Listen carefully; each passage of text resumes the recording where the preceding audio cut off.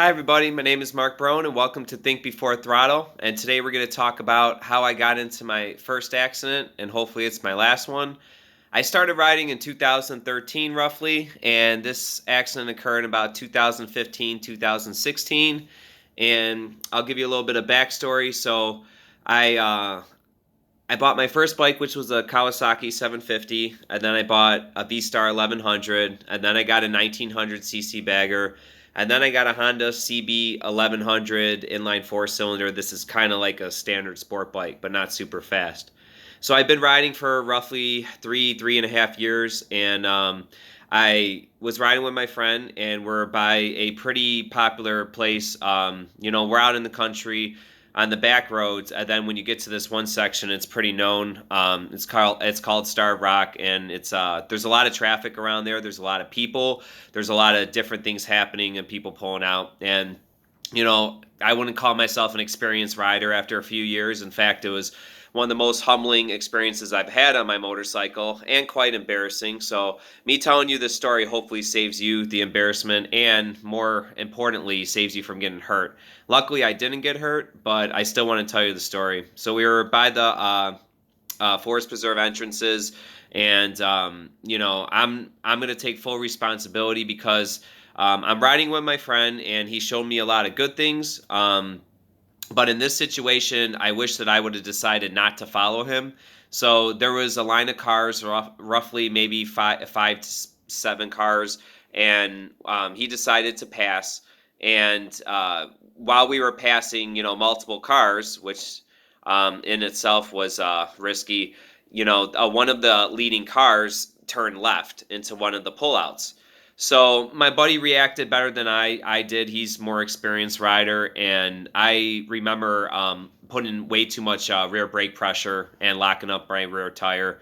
And I started fishtailing, and then I let off of it, and I got out of it. But when the person turned, my buddy cleared it. But when the person turned in front of me, they kind of like stood there for a second, and I had that kind of target fixation moment.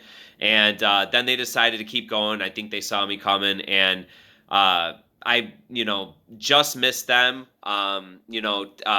My left handlebar tapped the rear of their van barely, causing me to have a little bit of a tank slapper, but not quite to the tank slapper. But it got me out of control. I ended up veering off a little bit, not super violently, but enough, hitting my buddy's clutch, actually, which was weird how it happened. So we kind of ended up side by side, and my bike ended up kind of doing a little bit of damage to his clutch.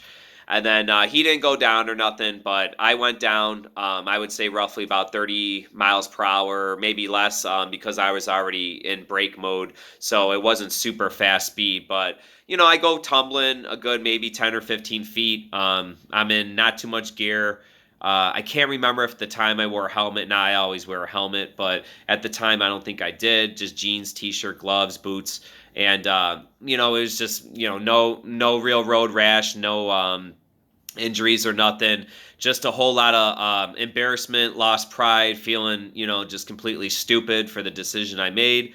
So I walk over to my bike, I pick it up, and it's the first thing I think. I'm more concerned about the bike than myself, and I pick up the bike, and there's scratches on the engine cases, and I bought it brand new in 2015. So it sucks to see your bike damaged. I think the handlebars were bent a little bit, but anyway, there was no real damage to the van. So they were scared that I got hurt, and they were just, everybody's like, all right, fuck, whatever, we're done.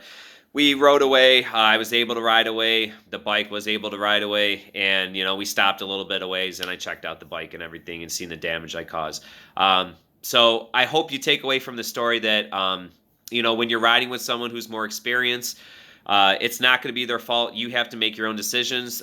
There's many times now that when my friend passes different vehicles, if I don't want to do it, I don't do it. And a good rule of thumb is, even if you're riding with somebody else, just don't make decisions based off of them. If you have to stop at a red light and you catch up to them a little bit later, if you have to, do whatever you got to do to, you'll meet back up again, but don't put yourself in a bad situation where you're going to get hurt. And, also importantly, I'm glad I didn't hurt anybody else. So it was a great learning experience. That was my only accident, and I haven't had anything since then. And I hope that I continue to use good judgment, and I hope this uh, video helped you, because I do want new riders to know that there's a lot of peer pressure to keep up with your friends and to do things that they're doing, or to just learn too quickly and try to ride outside your abilities. So just remember, ride within your abilities. Even if you're riding with somebody, make your own decisions, be safe, and thank you very much for listening. I hope my embarrassing motorcycle crash story lended you some help. Thanks again. See you next time. Bye.